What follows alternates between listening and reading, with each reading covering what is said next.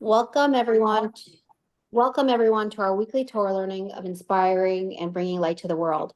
We always like to start off with giving tzedakah. How we give, that's how Hashem's going to give to us. So let's give generously, so Hashem will give us generously. We're going to put a coin in the tzedakah box. Please join me from home. We're going to say some names for tehillim. Refuah Shalema for Chana Yenta Rivka Bas Shendel, Chana Bela Bas Devora, Yosef ben Devora Leah, Yosef Yitzchak ben Bela, Razel Bas Adas, Rafal Chaimir ben Sima Chasha, Devora Leah Bas Yafa Liba, Mercedes ben Esther, Pesach ben David, Esther Bela Bas Yehudis, Chana, and everyone that needs. We are going to start off with saying tehillim. That Tzemach Tzedek said, if we only knew the power of tehillim, we would say it day and night. We are dedicating the tehillim tonight for everyone's safety around the whole world, and for the immediate return of all the hostages, and for the safety and protection of the IDF, who are tzaddikim. And with Hashem's help, we're gonna win this war, and Mashiach will come. So we're gonna say Psalm 20, Kapitel Chaf, together. Lam Natseach Mizmar LeDavid Yancha Adonai B'Yam Sarah. Yisagevcha Shem Elohei Kai V'Yishlach Ezracha Mikodesh. Umitzian Yisadecha Yizkar Kol Min Chasecha Ve'elascha Yidash Nasela. Yitain Lacha Chelva Vevcha V'Chol Etascha Yimalei. Nirmanana B'Shuasecha U'V'Shem Eloheinu Nidgal Yimalei Adonai Kol Min Shalisecha. Ata Yadaiti Ki Ashia Adonai Mishicha Yanehu Mishmei Kachai B'Gvurai Seishar Yiminai. Ela V'Racha V'Ela V'Susim Ba'Nachnu B'Shem Adonai Eloheinu Nasker. Hema karu v'nafalu v'anachnu kamnu v'nesaydad. Adonai Yeshia hamelach yanenu v'yankarenu. I do these class weekly in memory of my dear grandmother, Rivka Dina Bas Yosef Yehuda. I hope you're proud. To save a life is saving a world, and he saved many in the Soviet Union, Chaim Dober ben Betzalel, and my other grandmother who passed away this year, Bela Bas Betzalel. Today, I'm very excited to have back with us, I would say part 3. We had her share in the past, Mrs.Chana Sharfstein, a longtime resident of Crown Heights, Brooklyn. And she recently, in December of 2023, made Aliyah to Israel, and it's never too late. She is a powerhouse, and today our topic for today is building bridges. We are going to honor her special and dear daughter, Zlati, and talk about it today. So Chana Sharfstein, welcome, welcome. We're so honored to have you. Thank you for inviting me again. It's just a great pleasure to be here. Thank you. So can you tell us a little bit about your special daughter, Zlati? If you could say her full name, we're going to honor her neshama today as well.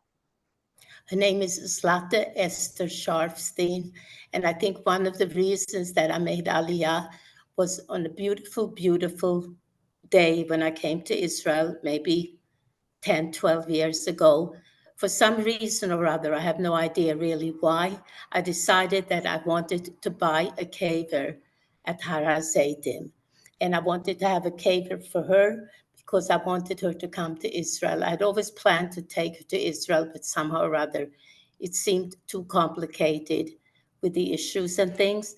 So I never took her, but I of course had no thought in mind that she would end up coming here a few years later. So it's her 8th yard site that we had recently, Purim time, and and she's at Har HaZeitim. Wow. So her neshama should have the highest aliyah, and she was born to the most special parents and family. So take us back a little bit of, your family life, when she was born, what it was like, and when you realized that she is a little bit extra special. Well, that's a pretty long question, and I'll put it all together into one. She was my 3rd child. We had just bought our house on 626 Montgomery Street, where I lived from the time that she was born in 1961 until I left now in 2023. That was our home for the younger children that were born too. So she was born. It was a strange kind of thing because she was a full-term baby and everything. But somehow or other, when I came to the hospital, the doctor said, you are in labor, but it looks like it's going to take quite a time till she'll be born because you're not very active labor, but stay here because there's no point in going home. And then the doctor came, he examined me, he went off to another room, and he said, I'm going to lie down and rest. And when you need me, the nurses are going to call for you. And that was okay. And then all of a sudden, like the pain started coming really, really fast. And I called to the nurses, and it was a horrific situation. I saw them sitting outside playing cards or something and talking. And I said, please, I get my doctor, I need help. And they said, no, you don't. You're not going to give birth for quite a while. And I started screaming and screaming, please, please help me because the baby is coming. And they just didn't move. And it was horrible. It was a real hospital, but they had like cubbies, and you weren't allowed to have anybody with you in the labor room. And I felt totally, totally trapped. And then finally they came in and they said, oh, this is ridiculous. You are giving birth right here on your own without the doctor. And they crossed my legs. And then they started to bring, the doctor came, they gave me a tremendous amount of gas, and I slept and slept and slept. And then when I woke up, I was like kind of taken aback because there were like about 10 doctors standing around my bed. And I just looked at them and I said, why are you all here? And they said to me, what's your name? I said, what is this? Like, did I have a baby? Where's my baby? And they said, what's your name? And I told them. And I said, well, where's my baby? And they said, the baby is fine. But it was a very strange kind of feeling why all that had happened. And I didn't know why they were all like looking at me and things. And then they brought me the baby, and she was a full-term baby, and she was a beautiful, beautiful child. And she was always beautiful. It's something with these children that are autistic. Hashem gives them an extra amount of beauty, and they're really very beautiful physically to look at. So I went home, and everything was fine. She was eating and growing, and everything was fine. And she was exceptionally good baby, very completely undemanding, not like my two older children, Sten and Sruli, who were rambunctious and always gave me a lot of running around and things to do. This baby was just angelic. And I was like really, really overwhelmed how sweet she was. And I felt that like I would walk past her crib and she would not reach her hands for me to take her out. And she was just not demanding at all, only when she needed to eat and when she needed a diaper. Otherwise, she was like totally on her own. So everything was fine as far as I was concerned. But when she was like about 8, 9 months old or something like that, she wasn't crawling yet. And I said to the doctor, why she's not crawling? And he said, I don't understand why you're even questioning what's going on. This child is just perfect. This child is fantastic. And anybody would be happy to have a child like this. And so I went back home and then after a while she started crawling and things and doing things. She was a little bit late in walking, and again he said, well, of course she's very comfortable. You give her everything she wants, you cater to her, she doesn't need to look for anything, she's well taken care of, so she's not pushing herself to do things she doesn't have to do. So she started walking and things, and then somehow or other, like I thought everything was okay, really. And then my sister, I have a sister, she lives in Springfield, Leah Edelman. She came to me once and she said, didn't the doctor say anything to you about your baby? And I said, no, why? So she happened to work in the pediatrician's office, and she said, I don't know. She said, it just seems like maybe you should have it checked out. And of course, that put some ideas into my head. And I went to the pediatrician that I had, who was a very, very competent pediatrician in Crown Heights, and everybody went to him. And I said to him, I really think I would like to have my child tested. And he said, what's the matter with you? What's wrong with you? I mean, you have a child that's a beautiful child. and everything is fine. Why are you even asking to have her tested? He said, I told you she's perfect. She's growing. She's healthy. Everything is fine. And I said, I don't know. I just would like to have it tested. So he said, you're wasting your time. You're wasting your money. You're wasting everything. And but if this is what you want, okay, I'll send you up to go to Columbia Presbyterian and have a neurological test for her. And I said, okay, fine. So I went with her on the train, and it was, of course, it's a long train ride from Crown Heights to go up to Columbia Presbyterian, but I only did only the best. And they gave her a complete neurological test and everything. And the answer came out that they found nothing wrong with her at all, but they felt that she was autistic. Now, I had a master's degree in education from the U of Mass, so I knew a lot about different things that had to do with education and psychology and all these things. I had never heard of autism. And to me, it's like, was something I had no idea what it was. And when I told the doctor, he seemed to be totally illiterate when it came to that, because autism was in its infancy at that time and nobody really knew much about it. And I started reading about it from different books, and I got different ideas. And the whole thing didn't make any sense at all. And of course, then at that point, this is all the same answer, right? So then at that point, I decided to go and see the Rebbe, because I really wanted to see what he had to say about all this, because I was like really overwhelmed. I didn't understand. I said, what does autism mean? And it says that she's not like everybody else, but there's no way that we can predict how far she can go or how she will end up. And when I heard that, this is like, it's confusing, but it's not overwhelmingly scary, because nobody really knew how to give a direct diagnosis on it.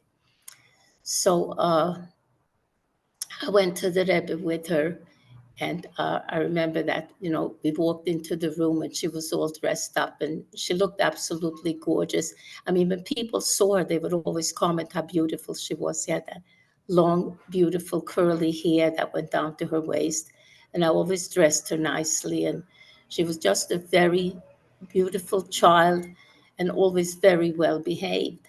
So I came into the Rebbe's office with her, and I walked in, and the Rebbe told me to sit down, and then he said that I should tell the child to sit down, and I told her to sit down, and she climbed into the chair by herself. I think the neurological testing was since she was about 18 months old, and when I went to see the Rebbe, she was like 2 years old.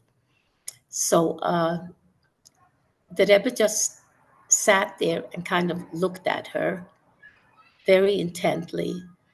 And no, you don't know because you were too young, but he would sit at his desk with his arms like on the table on the desk and look totally relaxed. And his whole focus was on who was in front of him. So he was looking at me and he was looking intently at my daughter. And then he said to me, what's the problem? And I tried to explain it to him as best as I could.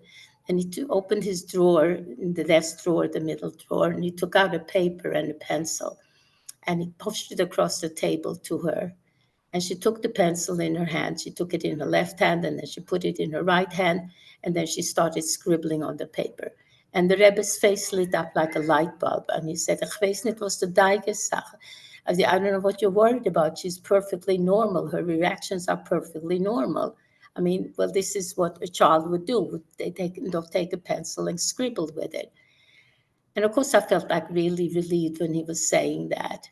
And then he suggested to me that I go and see a Dr. Schiff.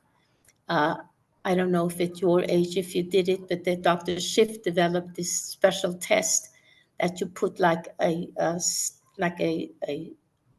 some kind of a thing on your arm to see, it was called the Schick test, to see if you were susceptible to tuberculosis. And they just they have the three-pronged things that are like three little things that stuck into your arm. And he was a very famous doctor from Hungary. He lived in Manhattan in a very exclusive apartment, and he was retired. He was probably like 90 years old at the time and did not see patients. But when I called up and I said that the Lubavitcher Rebbe had asked me to contact him to see my daughter, said I should come. Anyway, he told me to see this Dr. Schiff and to see what he had to say. And then he told me that I should enroll her in a nursery school, and it should be a school only for normal children, so that she should be in an environment of totally normal children, so she could imitate them and copy them, and that would be the world that she would be in, and she would be just fine. And of course, and then before I left, he opened his drawer again, and he took out a big silver dollar and held it out to her, and she immediately picked up her hand and took it from him. And again, he was beaming. He was like it's perfectly normal. There's like nothing that you should be worried about. So, and then he told me that I should treat her like I would treat any normal child and have expectations of her. And that's it. And she was perfectly fine. So I went back home and I was like totally, of course, exhilarated and felt at peace that like, yeah, everything was going to be okay. I felt like a lot like a powerhouse. I could do anything. I could do anything because this child could move ahead and could do things. And then I went to see this Dr. Schick, and he also like observed her and watched her and things. And he also was like very positive about everything. And I enrolled her in like a very exclusive place. It was called the Alfred Adler Institute of Psychology for play therapy. And this was all the way up in Manhattan. So you can imagine that I went up a few times a week from Brooklyn all the way to Manhattan to bring her to this play therapy group, because that it was money was not going to be an objective. If he had to eat, potatoes and rice and beans all week long, then that's what we would do. But she was going to get the best. So I remember when I took her for play therapy the first time, and it was like probably a few months after that, I made these appointments. So what happened was the Rebbe had said that, she could do things and I should treat her like other children. So I bought all these very beautiful, expensive toys, Brio toys, toys, where that you build with bricks that you put together, blocks that you put together, uh, beads that you put on a string, all kinds of things, boxes that you put in different sizes that you put one into the other, and simple puzzles. And she was doing it all day long, and she was doing all these things, and she was doing very nicely. So when I took her to the Adler Institute, I had a very surprising event also, because they didn't have children that were diagnosed at such an early age. It was very rare that a parent brought in a child that was like 3 years old, and she was 3 at that time, to come to an institute of play therapy, because again, all of autism was in its infancy. So by the time that a child was diagnosed, they were usually much, much older than Zlati. So I came in there, and again, the same kind of situation. They had a big table with like 8, 10 psychologists around the table. And Alfred Adler's own daughter, Anna Adler, was there to examine her also. And I didn't know it was such a big thing. I thought that was typical for an incoming person to do. Anyways, they said to me, "So what can your daughter do?" I said, "Oh, she can do a lot of different things." And they said, "Well, show us." So I said, "Well, do you have toys here?" And they had all these things. And I sat her down on the floor, and they watched her put together puzzle and put all these little toys of different sizes, putting the smaller ones into the bigger ones and things like that. And they were sitting there, and they were like fascinated by her. And then they said, "Who has been teaching her all these things? Who's been giving you the play therapy?" I said, "I have." I said, "Do you have a degree in this?" I said, "No." They said, "How did you know what to do?" I said, "Well, I looked up, I am a teacher, and I looked up what children should be doing in those years, in those early years, and the kind of activities they should have. And that's what I worked on.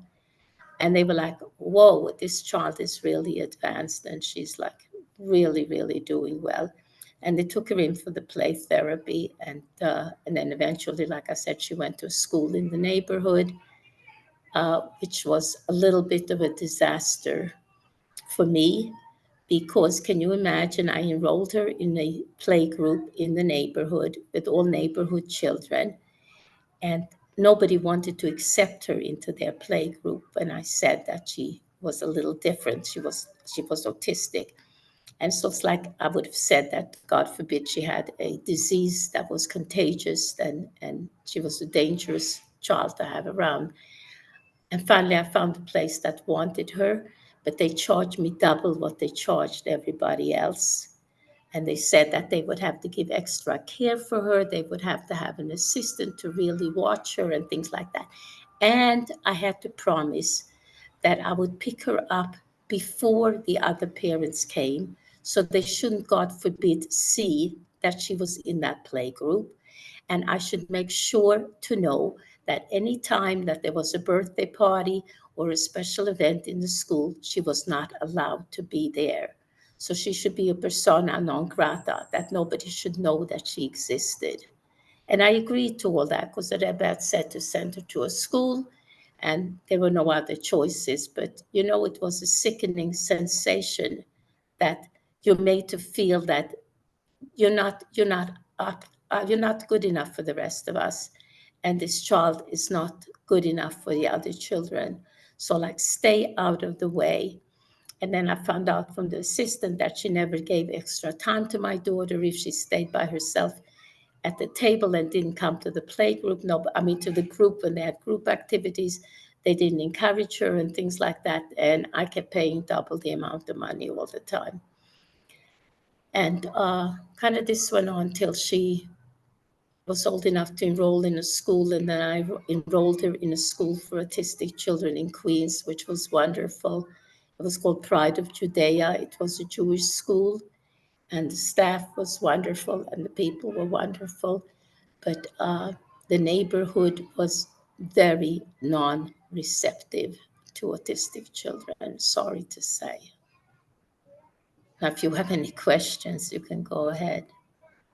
I do. I'm very sad to hear that you had that experience, and you had to pay double. In fact, it was almost like a gift you were giving the school by sending your daughter there.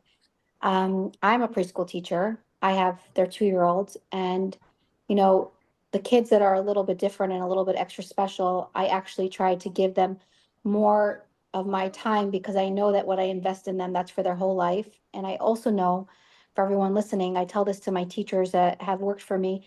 I've always said, at the end of the day, like, I want you to know that the first thing they ask you at 120 when you go upstairs, how are you in business? So I think that's very profound when I heard that. And my teachers were like, that scares me. I said, good, it should. And we really have to do our best and know that we're doing the best that we can and be proud before when we put our head on the table that we did everything that we can for the children. And I'm not saying that working with children is easy. It's the hardest job. It's the least paying job. It's not the most respected job today, unfortunately, but to the children, it's everything. The Rebbe said that from 0 to 8, they get everything for their entire life. But I'm happy that you went with your judgment and you um, really pushed for your daughter to be in a regular school. And I'm sure if she could say thank you today, she would say it. And we have a lot to learn from your story, this part of the story, because what not to do in the future and to make the people that are a little bit extra special, to make them feel more special because they probably need it more than the regular kids. So I'm blown away. I wonder if you asked the Rebbe about this, like if you told him about these things going on. Uh, I think I was so overwhelmed that I didn't even want to bring that up to him. It was so, it was such a sad experience because we would go to bungalow colonies, and the children would be cruel to her. Not that they weren't nice, being not nice is one thing, but they were cruel. And they would see her walking toward a swing because she loved going on swings. And they would run with all their might to take all the swings so that she wouldn't be able to get one when she got there. And she would stop there and she would just look totally baffled as to what happened. All of a sudden, the swings were taken. And the sad part was that the parents didn't reprimand the children. And these were all like people that I thought would have understood more, but they didn't. They just didn't. It was like they had no heart, no compassion for special children, none at all. And the other part was that there were hardly any children in the neighborhood that were special, because I heard very sad stories that parents, when they had a special child, left them mamish in the hospital and never took them home because they said it was shot to a shidduch. And these children were placed, I don't know where they were placed. I have no idea what happened with them, but there were actually no special needs children in the neighborhood. Wow, So, I heard that from a lot of neighborhoods. That's what they used to do. Not just the Jewish neighborhoods. It was like a cultural thing where if they had a child that wasn't, perfect to the eye, they just didn't want them. They didn't want the right, bother. And very right. few people used to take them home, and they used to put them in these homes, and they weren't very well taken care of. And, I'm sure you're very proud of the the growth that happened all these years, because now there's friendship circle in every single neighborhood, started by Chabad. There's one in Crown Heights. And it's, I see the children being more accepted, and there's activities for them, and there's a whole like community for them. So I'm sure that brings you a lot of joy. And I'm sure it's also like bittersweet for you because you're like, why couldn't it be like that for my daughter? It is bittersweet, but I do remember one or two women that tried to make play groups on Shabbos, and I would bring my daughter to that. So there were some people who cared, but at that time, I would say that maybe 80 or 90% of the community of Crown Heights were European born, or they were first generation Americans. They were people that had been in Tashkent and people that had been, you know, from the war that had come here, and they were Yiddish speaking and so on. And so they were of a different culture. Maybe that's what the culture was like in Russia, I guess, or something like that. I don't know, but it was sad. It was definitely sad. Plus, it had a very negative effect on my other children because their friends didn't want to come to our house a lot of times to play, and the family was kind of excluded in many ways because of that. Wow. And how did that was my next question, how your children dealt with your Zlati. How how did your husband, like, how was he involved in her upbringing as well? It affected my children a lot because I used to, make them watch her when she was playing outside because she could just walk away and disappear. And so you had to really keep an eye on her. And she was outside playing and things like that.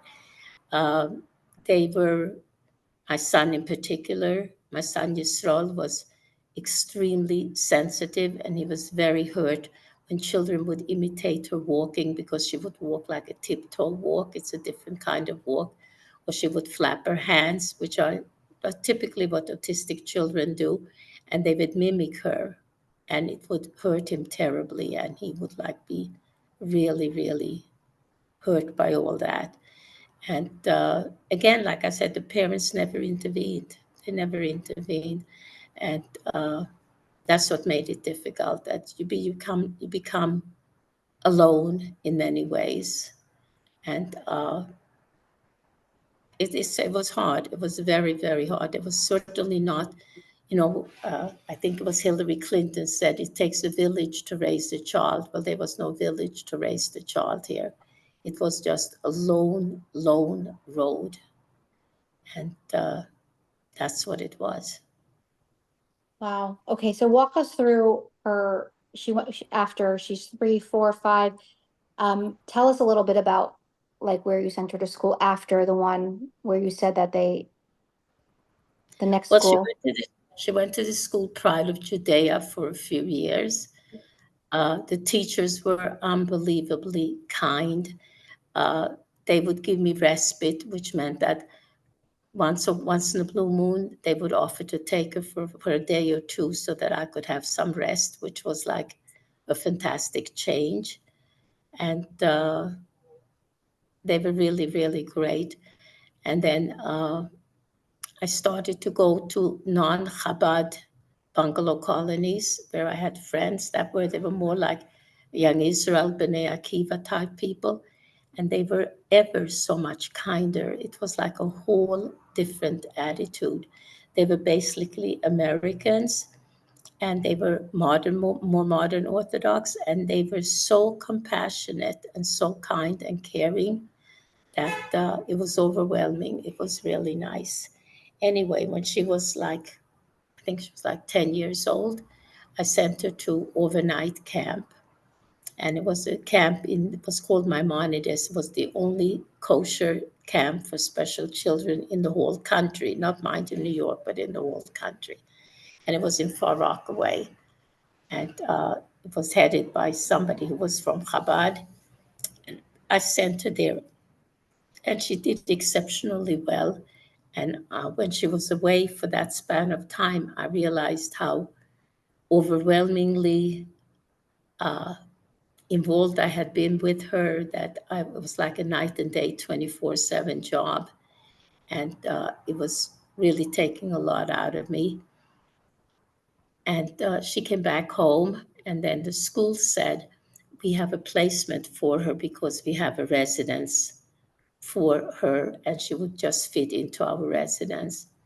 And I was like shocked because I had no thoughts of sending her to a residence. She was just 10 years old, and she was doing really quite well. I mean, quite well. I mean, she was communicating, she was talking, whatever was of importance to her. She would say, and she had to go to the bathroom, or she needed certain food or whatever she wanted. She could express everything that had to do with her.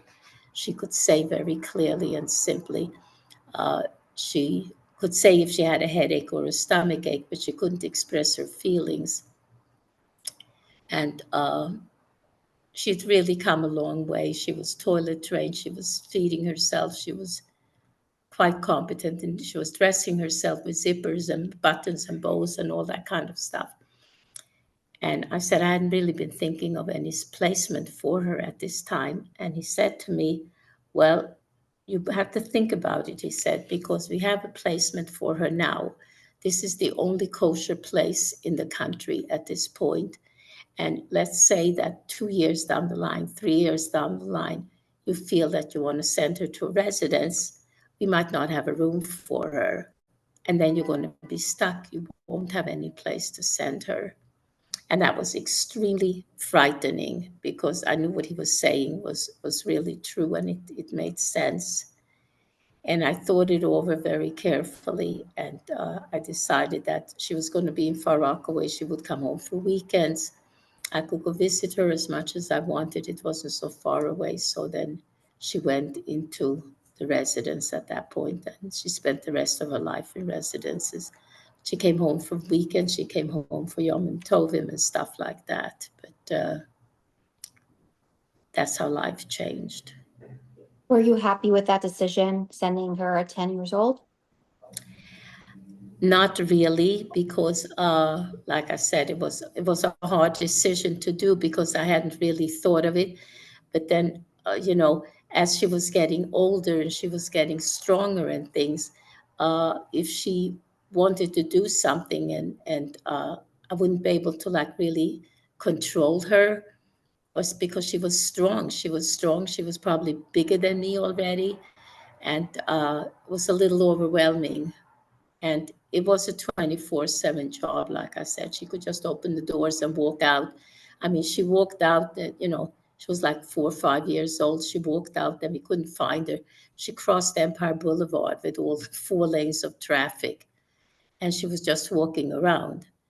And somehow or other, somebody found her, and they said they thought it was my child, and then the police brought her back. But it was really, it was really a hard job, and there were there was no support system, and there was no help.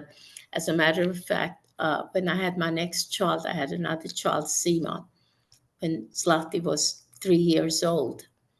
And the mere thought of my bringing home a brand new baby and having to take care of her, it just seemed like an awful lot for me. So I called up the Jewish Federation of something or other. And I said to them, I need help. I'm a young mother, and I'm ready to give birth, and I need somebody to help me for a few weeks when I come home, because I have no family members to help me. So you know what their answer was? No, there's no way we can help you at this point, because you sound like you're okay, you're managing. I said, yeah, but when I come home with a brand new baby, I'm going to be overwhelmed, and I don't think I can manage that well, and I really could use some help for a few weeks. So their answer was, well, if you have a nervous breakdown and you collapse, then we will help you. I said, wow, thanks. Now I kind of know that I don't have to worry if I have a nervous breakdown. Well, that's a good feeling to know. So there was absolutely no help. There were nothing of any kind. But it was just a very overwhelming situation.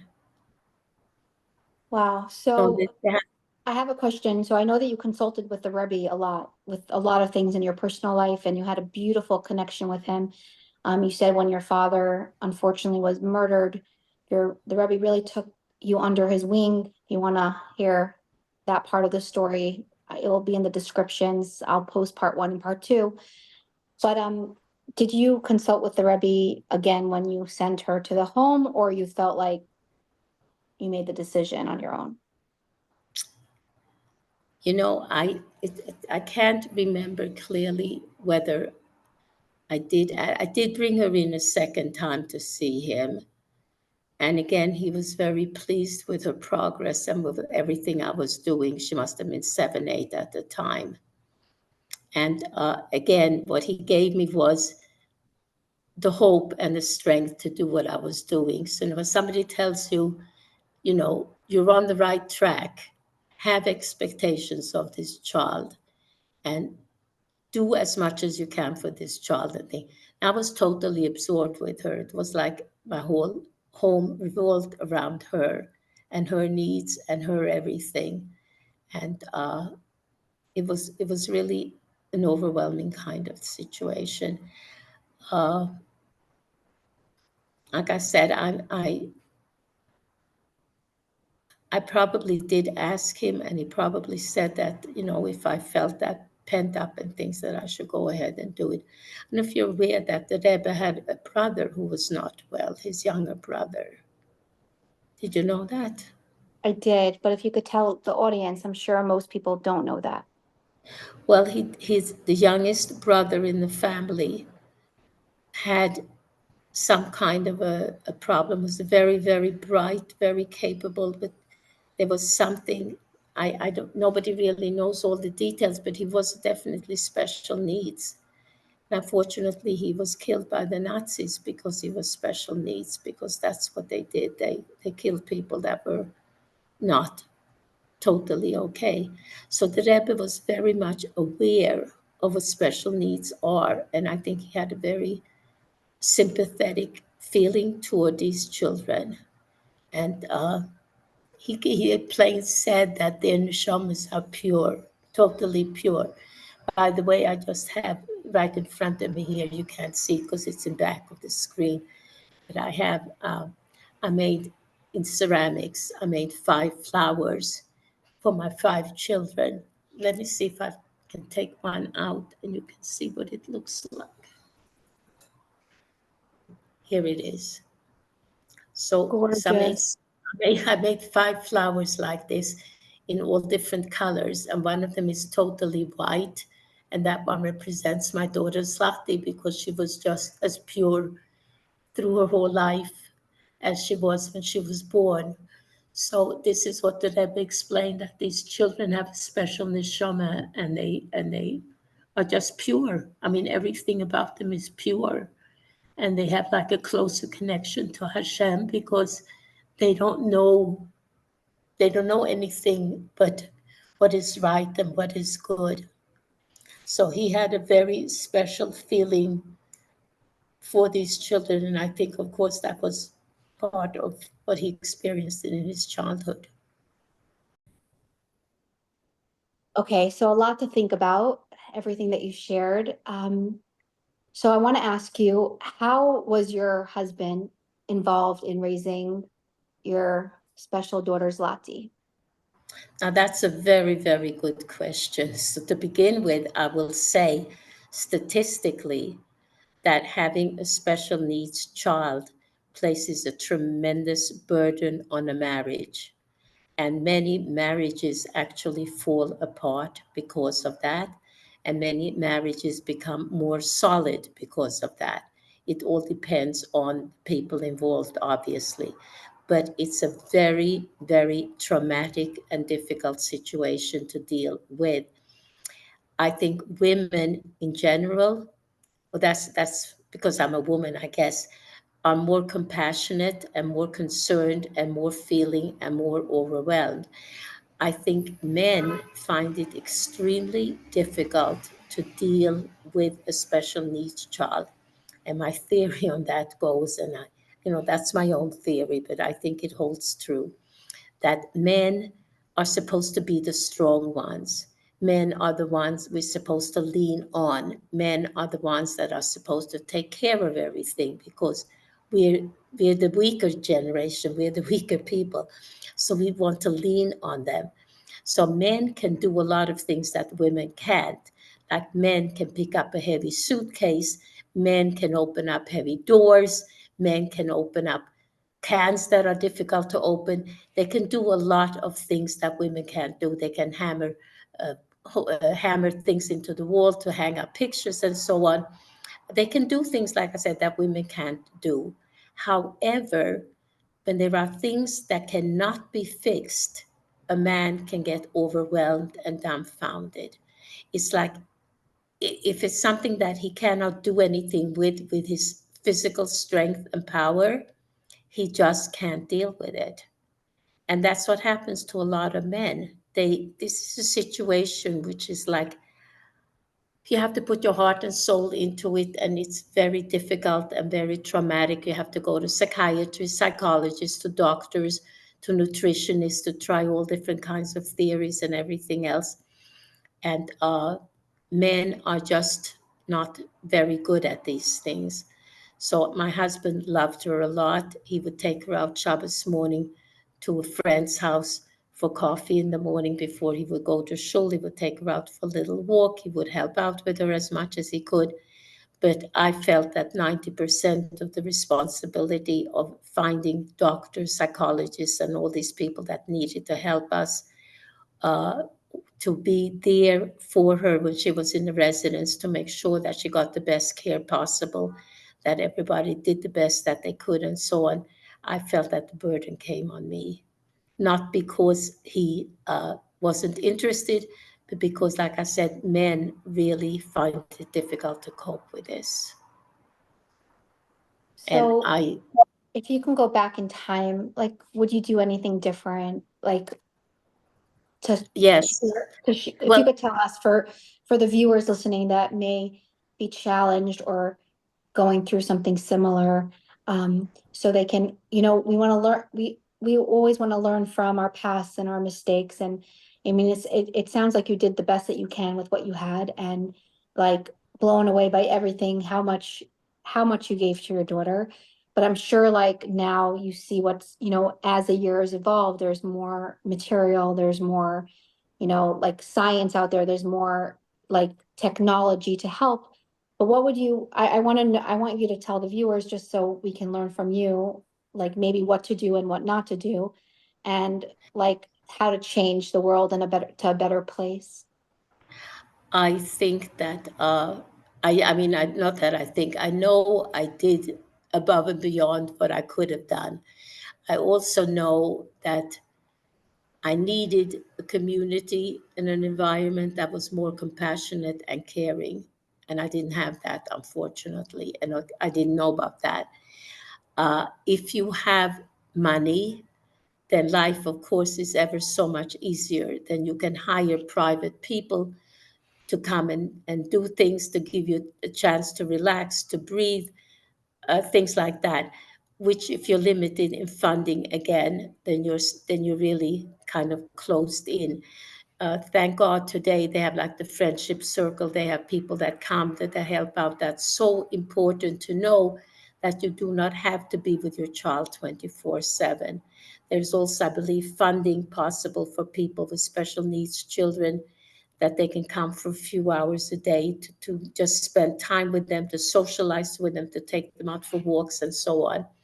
So I think that if that was available at the time that I had my daughter, I for sure would have kept her home a much, much longer time. Probably would have kept her home till she was like 18. And I would have felt that she was like old enough to go into a residence at that point. I think that, thank God that she had the 10 years of a good childhood, so that she was functioning on the level she was functioning, so she could manage well in a residence and be independent and so on. But you need a support system. You're very lucky and fortunate if you live near family and the family members are involved with you and the family members are there for you. Uh, all of that is important.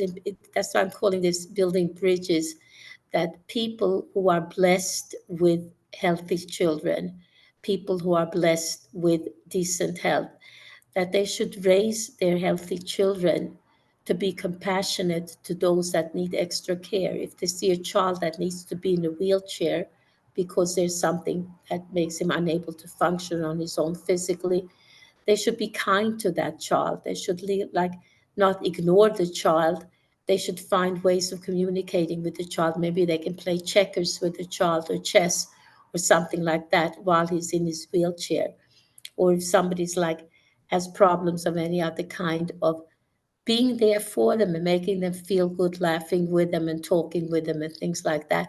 And you don't have to get paid for being kind and nice. Sometimes you can just be kind and nice and take some time out of your time and go to a neighbor and say, would you like me to take your baby for a walk today? Would you like me to help out with your child or something like that? And make the children, it's very important to make children aware of special needs people so that they can help them in every single way. And this even has to do with adults. I remember when my husband ended up in a wheelchair in the later years, how I would go out with him for a walk, and people would say to me, "How is he doing?" And I would be so hurt. Why can't they say it to him? He was perfectly capable of answering. He's perfectly okay. His legs don't work as well as they should, but his mind was working fine. Speak to him directly. Don't speak to me on eye level. Look at him sitting in his chair and speak to him like you speak to a normal person. "Hello, how are you today? How are you doing?" You know, this kind of, but people tend to do things like that, and you have to be respectful of the feeling of people that are different, and you have to be really kind to them. As you see somebody who's very agitated and gets very agitated quickly and gets very tense and their voice changes and so on, don't ignore them and don't run away from them. Try to calm them down. Try to be pleasant to them. Speak to them. Just, make them know that you're there for them, because maybe this person gets upset for little things and they have an emotional problem. But that doesn't help if you run away from them and you shake your head and you say, "Oh, yo, yo, yo, yo." That's not the answer. The answer is to be more human than you can be, and to really stretch yourself. And I want to just give you a hug over the camera. You're such a beautiful human. Gee, thanks. I wanted to say that uh, I thought that I was the only one that had a child like that because that's how I was made to feel in the neighborhood. And when I started that school that was called Pride of Judea, they had parents' meetings, and I came to a parents' meeting, and there were all these smart, intelligent, lovely, wonderful people there. And I looked at them and I said, "You each have an autistic child?" And they said, "Yes." And I said, "Wow." So there's a whole world out there. And it just made me feel so safe and secure that I wasn't all alone. And I said, "Does your child walk on tip?" "Oh, yeah, they walk on tiptoe." "Does your child sometimes get agitated and they scream for no?" "Oh, yeah, yeah, yeah." And it's like all the things that she was doing, they were doing. And I thought, like I said, that I was totally unique. So it's important to have a support system. It's important to have gatherings with other people, with other parents, and so on. Uh, just socializing, and even like I said, maybe with the professional in charge, but even just socializing to feel that you're not alone. Yeah. And that goes with anything in life. Like you should always find support groups and people that are going through similar things because it's just very helpful to know that you're not alone in this. And I'm so happy that you at least found that sort of community outside your community, that you had those incredible parents who were able to support you. Yeah, that was very important. That was really important. Yeah, that was a big factor. And it's amazing now, like when you before you told us like and all these amazing things that you did, and then you worked in a museum and you had these incredible tours in Scandinavia, and now it all comes together like you're a powerhouse, like you're able to juggle so much on your plate yet do so much in your life. You didn't become a victim, you kept going. That's true. That's true. You can't allow yourself to become victimized by these things. You can't. But the situation today is so vastly different and so much more positive, but there's still a tremendous amount that needs to be done. So, for example, you said something before to me privately about Down children. So, let's say that you see a Down children child like doing something a little bit different, like maybe he's at the kiddush and he's taking food. He's taking a piece of gefilte fish, and instead of using a fork, he takes a piece and puts it in his mouth. Children should not be laughing at that.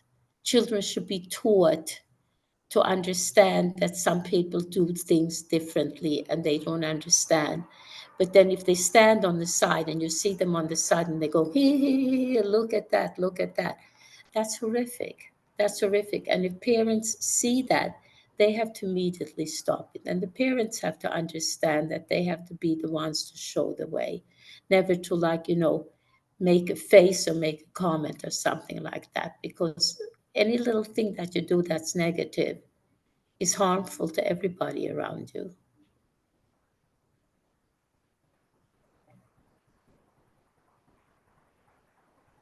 Oh, sorry, I was muted. This is so eye-opening, and so many lessons that we could learn today from Zlati. Can you tell us how old was she when she passed away? So the sad part was, and I'm glad you asked about that, because that's something that I feel very bad about. Once she went into residence, the first thing that they do in residences, they start giving them pills, pills, pills, pills, pills, all kinds of pills. Because if they are a little bit noisy, if they're a little bit uproarious, if they scream a little, whatever, I don't know, whatever they do, if you give them pills, they will quiet down. And the more pills you give them, the quieter they will get, and they'll become like zombies. So what happened with the pills when she was 18 years old in this Maimonides, they were giving her a tremendous amount of pills. And she used to come home for Shabbos with like 3 bags of pills, and each bag would have like 8, 10 pills in it. And it was supposed to be morning, afternoon, and mid and night. And I saw all those pills, and she'd never had a pill in her mouth when she was leaving home. And I just took all those pills and I put them right into the toilet and I flushed them down. I didn't give her any of the pills when she was home because I felt that this is poison. This is pure poison. Anyway, they managed to like give her a lot of this stuff. And when she was 18 years old, my daughter was getting married, my oldest daughter, they called me up. She was hospitalized and they think she's dying because her brain is not working anymore. And I was like, what's going on here, you know? So I come to the hospital and she's laying in bed, totally passive. And then she had to go to the bathroom and I told her to get up and she couldn't walk. Her feet, her legs were like jelly. She just kept falling down. She couldn't stand up straight. She was like a zombie. She just was like a rubber person.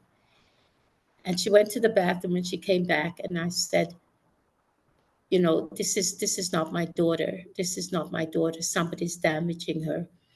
And then the doctor came in and he said, you know, she's in bad shape.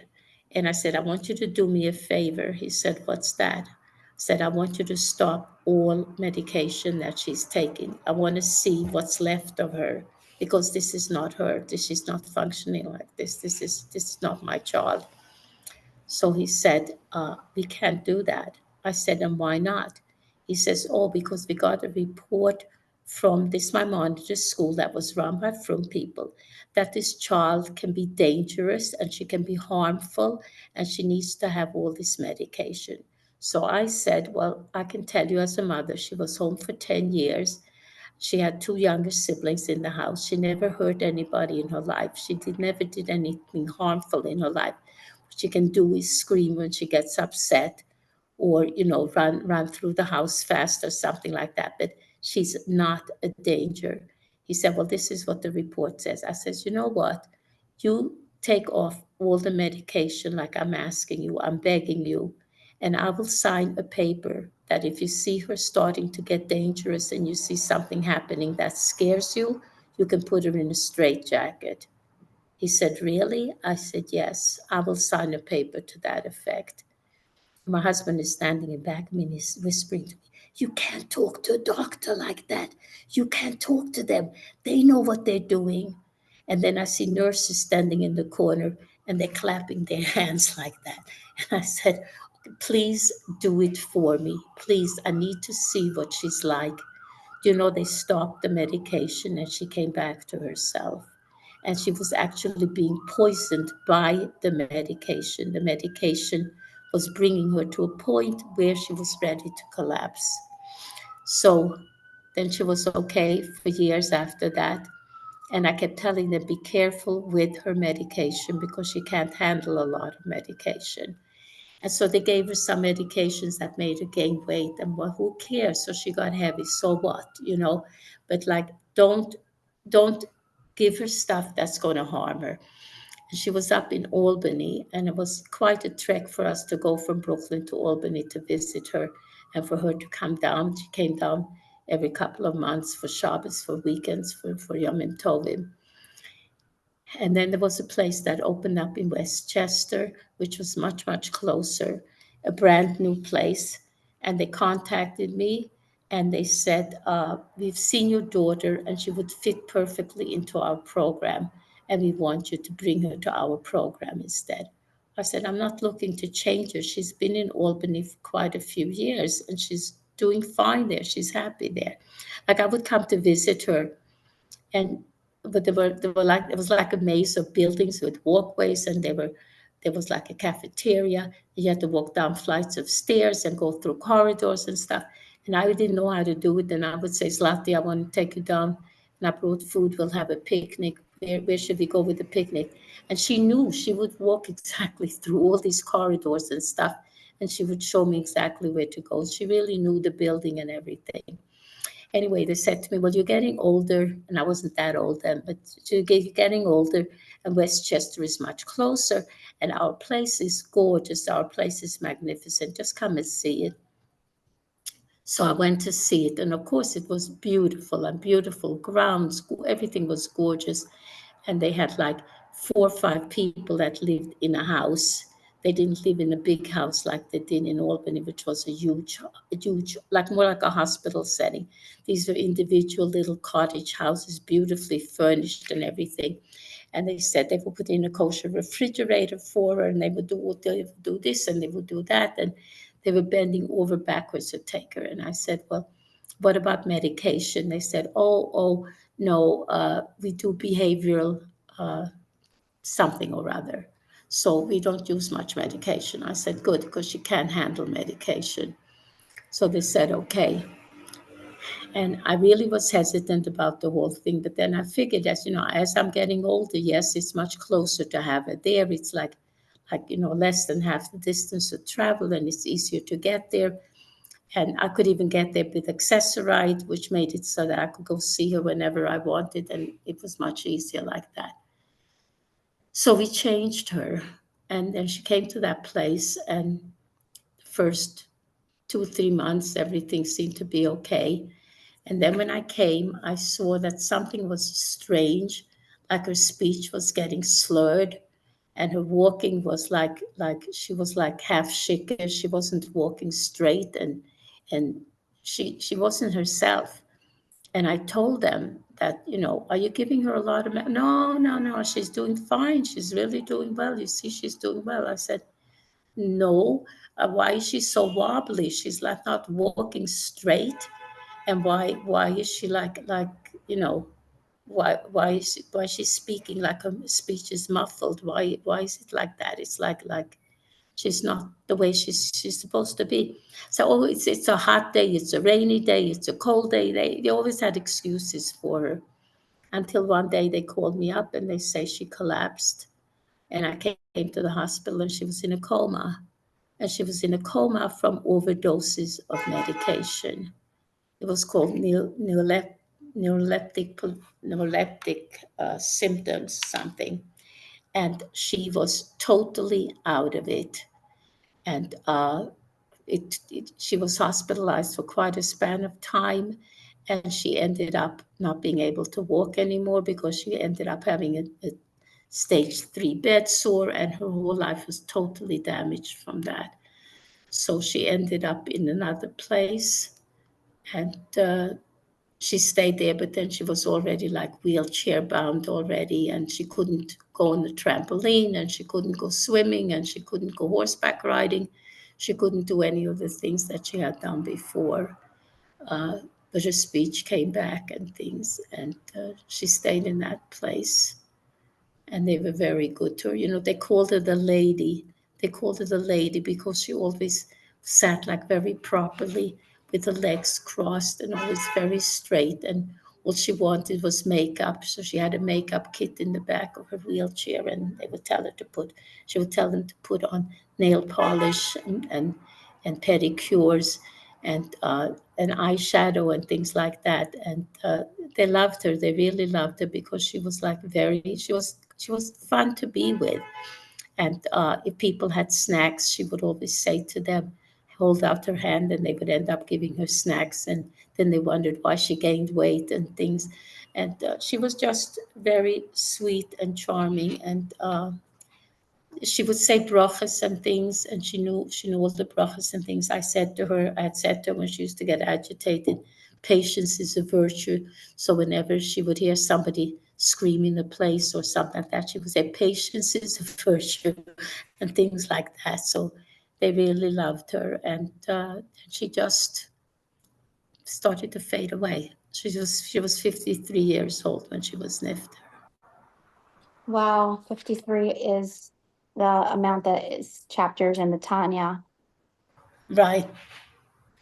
Yeah. So I have a question. So regarding that episode that happened in the hospital, sorry, not in the hospital, regarding the episode when you went to visit her in Westchester, like, and they lied to you, obviously, that they weren't giving her Right. medication. Right. How did you respond? Like, did you let it go easy? Like, did you put up a fight? I tried as much as I could, but it's like they always gave reasons for it, that the weather was hot, that maybe she had a cold, that maybe she wasn't feeling up to par. Like they always try to give reasons for it, and you have no way of proving anything. You have no way of proving anything. So that's it's called neuroleptic malignant syndrome, which is me being poisoned by overdoses of medication. So going back, like now that we're in 2024 and there's so much out there, like what would you do differently today if she was in a home? Would you put in cameras? What would you do differently? I think that if I saw this with the medication and things, I would have been much stronger about it. I would have maybe even tried to take her out. And the problem was there, even today, there's a lack of places. There's a lack of residential places. I think that people that have children that they want to put them in a residence, I don't know if OHEL has enough places or any of these places. So that becomes a problem. You like don't want to antagonize them, and you don't want to, tell them, well, take the child out. We don't need them because Do you feel like there's better care today than there was then? better what? Here today than there was then? That they have better what? Do you feel like there's better care today? Uh, I don't really know, because I know that they have these homes in Crown Heights where they have people staying. But the people that stay there in those places are very high functioning. So if they're very high functioning, they're also able to communicate a bit. Maybe not on a high level, but in some kind of level. I don't know where the ones that are lower functioning, the places where they are. I don't know. Parents have to be very observant on what's happening. They have to really be there to protect their children at all times. There's no question about it. And the sad part is, and I know that's true today, doctors do not know what kind of medications to give to autistic children. They absolutely do not know. So they can give them anxiety pills of one kind, and these children cannot talk and say, this is making me nauseous, or this is making me like this, or this is making me like that. So you have to be very observant and check what the medication is that they're giving and the dosages. Whatever is prescribed to them, you have to be on top of it. I was very vigilant. I don't think she would have lived as long as she lived if I hadn't been. But you have to be very vigilant about the care of a child. You have to see if they seem happy. You have to see if they have nice clothes. You have to see how they're dressed. You have to see how they behave. You have to see everything about them. You have to do that even with normal children. Like if you give your child into a nursery school and the child is a year old, 2 years old, you have to see if that child is happy when you come to pick him up. Did he seem like he had a good day? Does it seem like he's getting good care? Does it seem like this is a good place for him? Or does he seem sad and a bit neglected? Is he like being overshadowed by other people? Is he being ignored? So you have to, with any child, you have to be like the one in charge to see what's happening. A new mother who's sending a child to daycare for the first time because they're going to work, they have to be very vigilant. Just because it looks like the place looks okay, they have to see on the child how the child seems. Is the child did the child get their diaper changed often enough? Did they seem to come home in a good mood? Did they seem to be not excessively thirsty so that, they didn't get enough to drink? Or you have to really watch all those things. You have to So be an advocate. You have to be an advocate for your parents. The same thing now, like now on the other side, I'm in a senior residence now. Uh, the same thing when you go to senior residence, you have to see the atmosphere in the place. Do the people seem happy? Do they seem to be well taken care of? Do they have enough activities and things? The elderly and the young, everybody needs to have somebody that watches over them to make sure they get the best care possible. So true. And it looks like you're very happy from all our conversations and your new, um, God, and I know that you're like a very huge leader where you are today, and I hope to see you very soon. And I'm really so inspired by you. And something I jotted down a couple of notes. Um, I just wanted to know when you had Zlati, you said there were 10 doctors over you and they were asking you what your name was. Do you know why they did yes. that? I think that they crossed my legs and held her back from being born. And I think that she could have been deprived of oxygen for a moment, and that would have caused this. Something happened in birth for sure. And you think they knew that? Yes. They probably gave me so much gas at that point that they thought that I was going to just Haswalila die at that point. And they wanted to see if I was functioning when I woke up. Right. It was So, spooky. It was definitely spooky. But I also think that all these people that came up with causes for autism, that autism was caused by children getting medication, getting a shot, a flu shot or something. I don't believe in those things. I don't believe that. I think that Hashem makes these children for some reason or other. I don't know why, or I don't know what. We don't understand it. And today is like a whole category of things that come under autism. It became, like a really great name for a lot of things. And I also wanted to say, when you're saying this now, that I hate labels. I think labeling a child with anything is horrible, because I don't think that there is a label for a child. I don't think that you should label them in any kind of way, because uh, you said don't label a child as being handicapped, or label a child as being emotionally whatever. It's not good to label children. And remember when the soldiers came? No, you don't remember. I forget how young you are.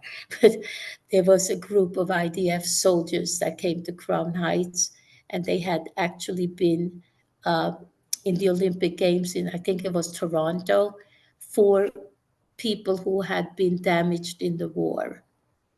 There was Special Olympics, and they came to Israel from that. This is quite a number of years ago. Unfortunately, living in Israel now, I'm just like aware of how many wars Israel has had. So, this is not something new.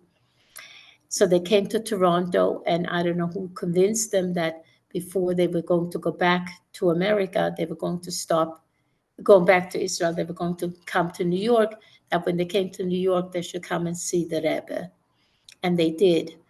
And I remember hearing the story how the Rebbe went and shook hands with each one of these young men.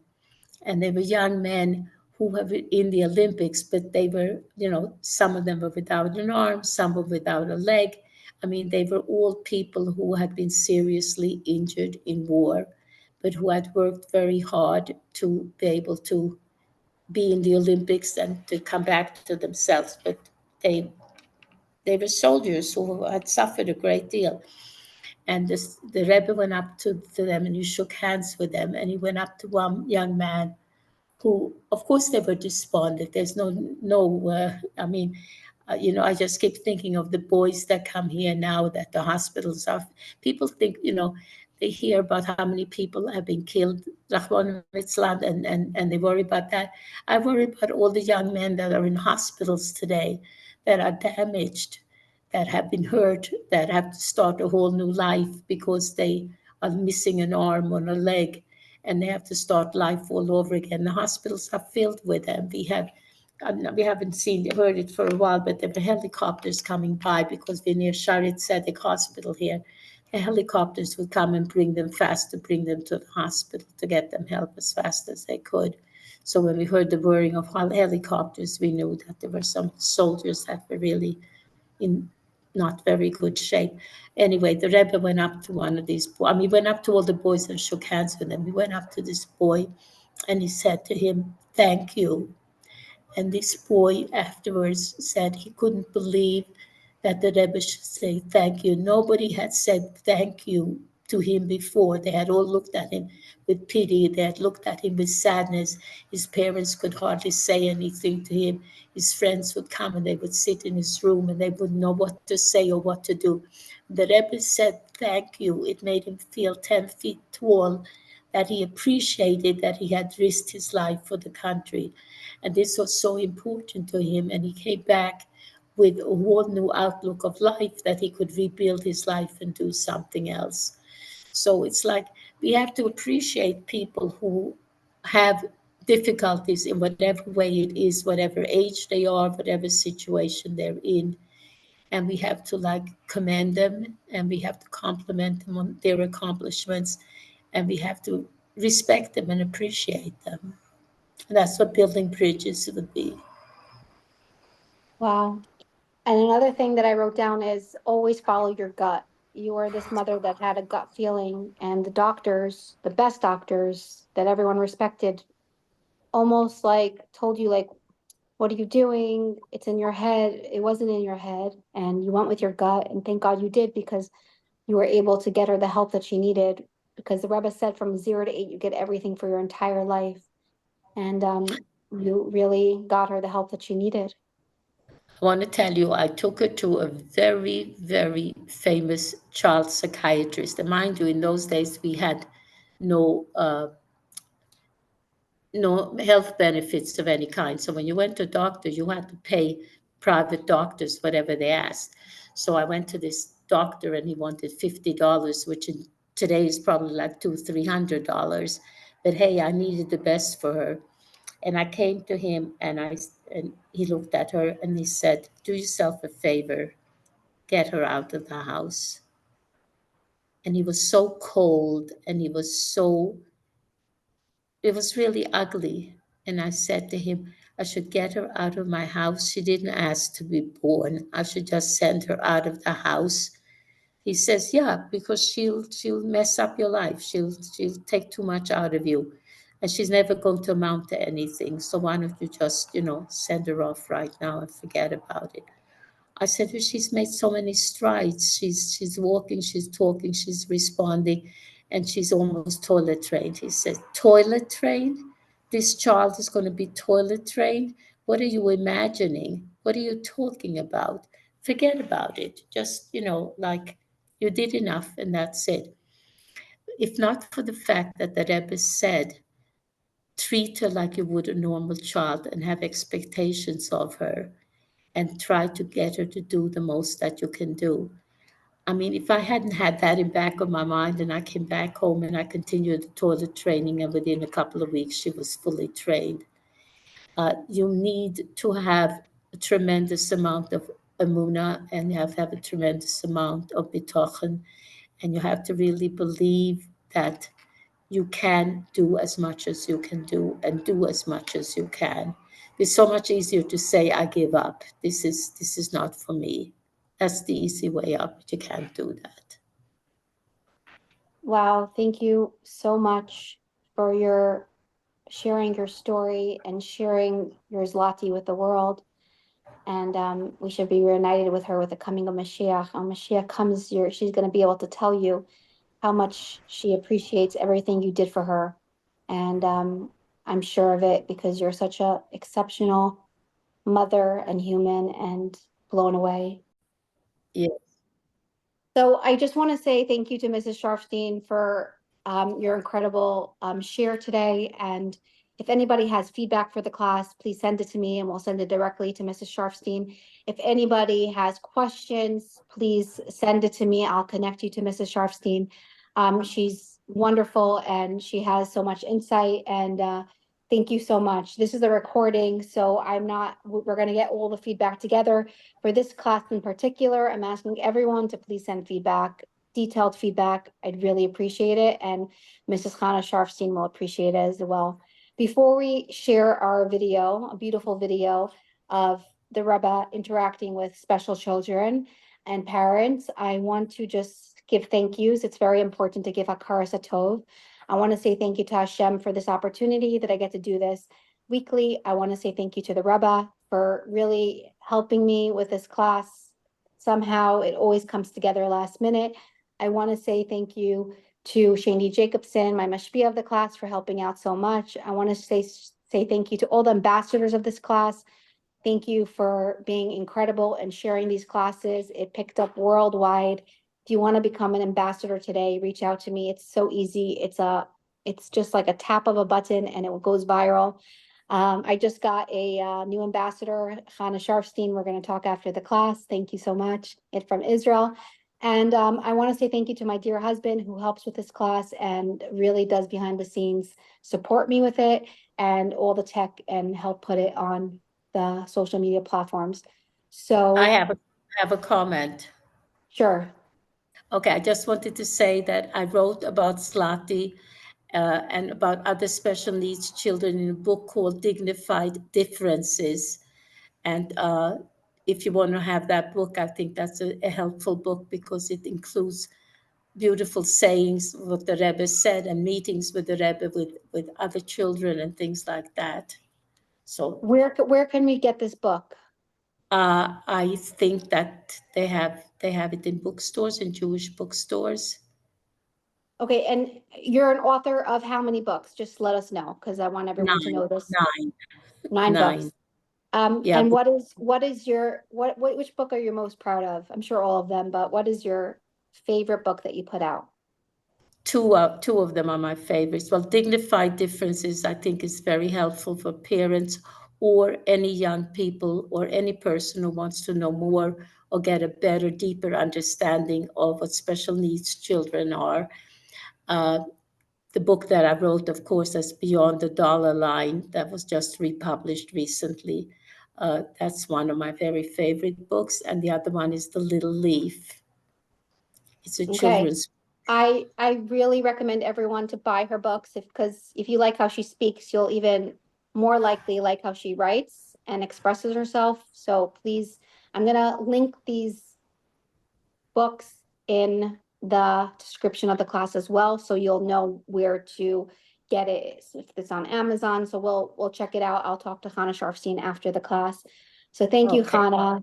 Really, it's been a pleasure and an honor and blown away by everything that you continue to do. And again, like you've been through so much in your life and you literally chose to live your your I would say best years now by being in Eretz Yisrael and Israel, and you're making a huge difference wherever you are. So that's incredible. So I'm going to screen share now. Give me a moment while I pull up the video.